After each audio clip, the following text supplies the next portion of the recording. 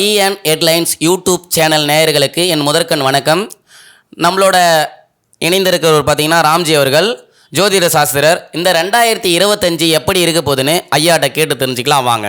2025 எப்படி இருக்க போகுது? ஓம் ஸ்ரீ மகான் சித்தர் குமாரவேல் சுவாமிகள் போற்றி. எப்பா 2019 கொரோனா வந்ததில்ல, டிசம்பர் மாதம்.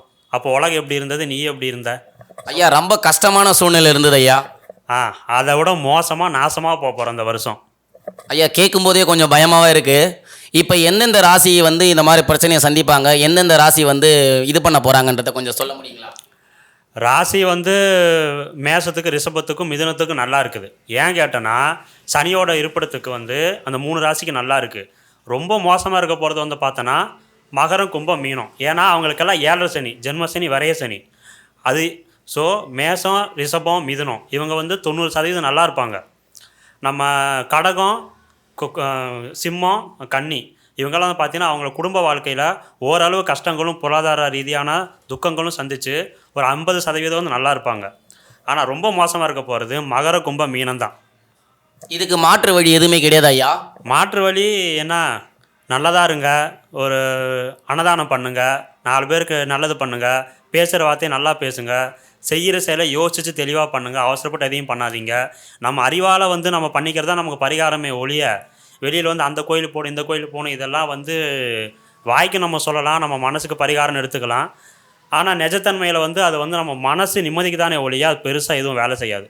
நாம் நம்முடைய எண்ணங்களை கட்டுப்படுத்தி நம்ம நல்லபடியாக இருக்கும், நம்ம மனசாட்சிக்கு உட்பட்டு அது இருந்தாலே போதுமானது. ஐயா அதாவது பார்த்தீங்கன்னா இப்போ 2025 இந்த ராசிக்காரங்களாம் சொத்து பொதுவான எந்த ராசிக்காரங்க வாங்கலாம், யார் வாங்கினா செட் ஆகும் செட் ஆகாதுன்னு உங்களுக்கு தெரியும் இல்லைங்களா? அது சொல்லிக்கலாம்ப்பா. அது பொதுவாக வந்து நம்ம மேஷம், விருச்சகம் வந்து செவ்வாயோட ஆதிக்கம் இருக்கிறது. அவங்கள இயல்பிலே வந்து பார்த்தீங்கன்னா செவ்வாயோட ஆதிக்கம் அதிகம் இருக்கிறதால அவங்க லக்னாதிபதி அவங்கள தான் வருவாங்க, ராசி அவங்க தான், அவங்க எது வேணால் பண்ணலாம். அப்புறம் குரு, சுக்கிரன் இது இருக்கிறவங்க பார்த்தீங்கன்னா தனுசு, மீனம் அவங்களும் நம்ம இயல்பாகவே நம்ம வாங்கலாம். அதுக்கப்புறம் சுக்கிரனோட அம்சம் இருக்கிறவங்க ரிஷபமும் நம்ம துலாமும் அவங்கள வீடு சம்மந்தப்பட்ட எது வேணால் பண்ணலாம். அது பார்த்தீங்கன்னா உலகப்போர் வேறு வரப்போகுதுன்னு வேறு சொல்லியிருக்கீங்க. இந்த மாதிரி விஷயத்தை யோசிக்கும் போதே எங்களுக்கு ரொம்ப பதட்டமான ஒரு சூழ்நிலை இருக்குது. இப்போ பார்த்தீங்கன்னா 2025 இந்த குறிப்பிட்ட ராசிக்கு தான் இந்த பிரச்சனையே இல்லை, எல்லாருமே இதை நம்ம எதிர்கொண்டு தான் ஆகணுமா? பொதுவாக சனியோட ஏற்பட வந்து சரி கிடையாது. என்ன காரணம்னா பொதுவாக நம்ம உலகத்தில் ஒவ்வொரு 100 ஆண்டுக்கும் வந்து பார்த்திங்கன்னா ஒரு மாற்றம் வந்து நிகழும். அது போராகட்டும், ஒரு இயற்கை சீற்றமாகட்டும், எது வேணால் ஆகட்டும். 1942 அந்த காலகட்டத்தில் தான் 2ஆம் உலகப் போர் நடந்தது, எல்லாத்துக்கும் தெரியும், நம்ம வரலாறு எல்லாமே படிச்சிருப்போம். அதே மாதிரி கிரகணியில் அதே மாதிரி அமைப்பு தான் இப்போ நம்ம இருக்கிற அந்த காலத்துக்கும் வந்து அது அமைச்சிருக்கு திருப்பி. அதனால் நம்ம விருப்பப்பட்டாலும் படாட்டாலும் இதை எதிர்கொண்டு தான் ஆகணும், தாண்டி தான் போயாகணும். ஆனால் நம்ம என்ன பண்ணாலும் இதை வந்து நம்ம தடுக்கவும் முடியாது.